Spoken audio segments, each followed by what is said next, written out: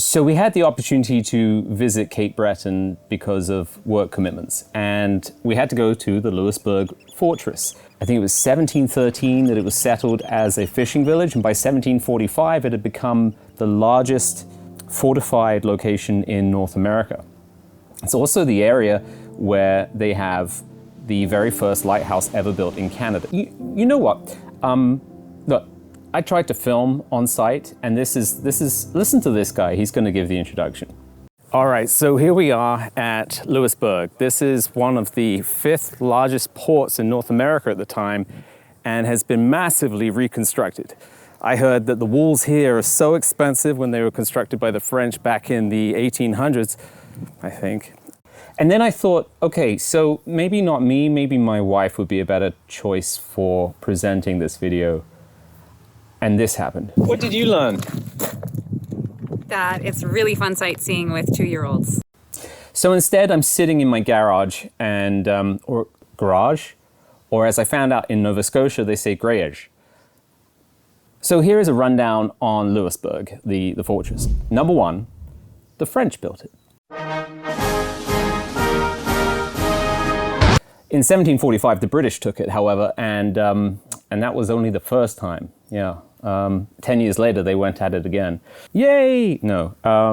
Number 2, it is the largest reconstruction project in North America, and still only 1/4 of the original size.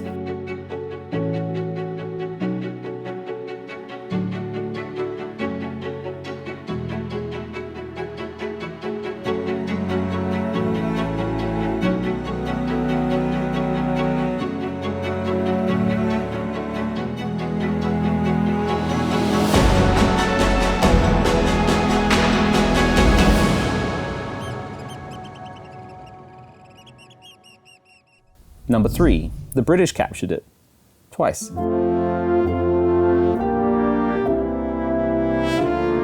So today Louisbourg is a fishing village once again, but in the shadows of a pretty large Park Canada attraction. At $8 per adult, with kids being free, it was well worth the time. Moving on from Louisbourg, however, we started to drive home by visiting the southern portion of the Cabot Trail. I've been wanting to visit the Cabot Trail for years, in fact. And the day that we get to go, it's raining. And I wish that I had tons of footage of beautiful rolling hills and scenic lakes and coastline and all that jazz.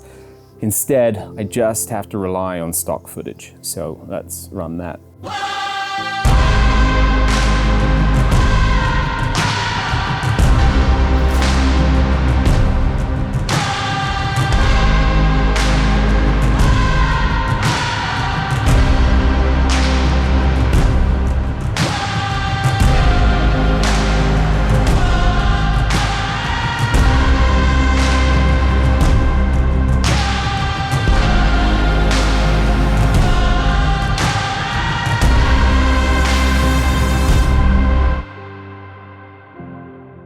We also stopped at the Dancing Goat Cafe, and rather than me tell you how great it was, no, I'll just get me to tell you how great it was.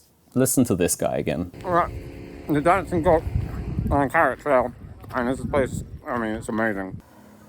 The Cabot Trail really needs 3 to 5 days. It was stunning, and I wish that we could go back again and do it at a leisurely pace, but we just had the one day. We did, however, stop at the village of Baddeck, which is where the famous Alexander Graham Bell comes from. And it's so quaint. It's just a beautiful place to stop for a while and maybe stay for your retirement, whatever.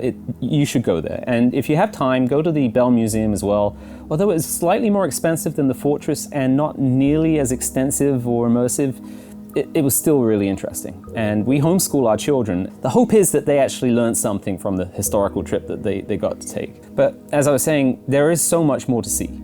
We had no time. We just literally drove right past the Glenora Distillery, which I later found out was is apparently one of the best single malt distilleries in the world. For this single malt fan, that was hard. So Glenora, if you want me to come back and try your whiskey, I can do that. I think I would recommend visiting in late summer or early autumn, maybe early autumn, when the leaves are really starting to change, when the bugs have kind of gone away, seeing all of the waterfalls and the coastline at a leisurely pace and make the most of it. And if you end up going to Louisbourg, it's worth it. So Cape Breton, this was part one, and I'm looking forward to part two.